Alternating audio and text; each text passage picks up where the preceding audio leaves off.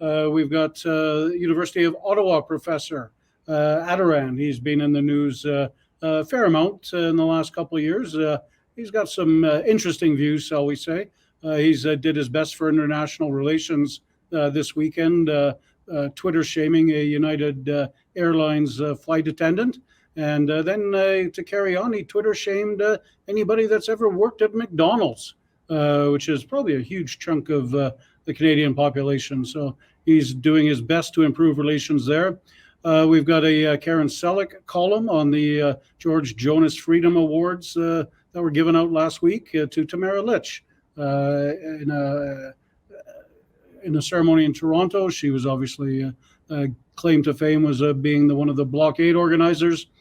An interesting story from Scotiabank, one of the biggest banks in Canada, has written a report slamming Trudeau and his government's actions, basically saying they're making ordinary Canadians fight all this inflation on their backs. And it's interesting that such a prominent bank would give the Liberals a negative review. Courtesy of our social media guru, Rob, we've got a really cool video of a white grizzly bear spotted in Lake Louise. So that's always cool. And we've got a long-time blood donor in Scotland.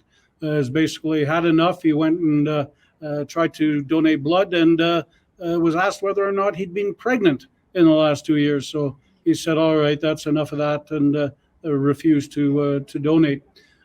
Speaking of which, story from our Arthur Greenup, follow to the banning of transgendered athletes by the World Swimming Organization on the weekend.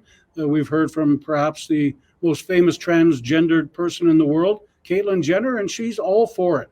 She says, good on the swimming people to ban transgender because they get an unfair advantage. So, great. Well, thanks for the check-in, and looking forward to seeing those stories as they break. Thanks, Corey.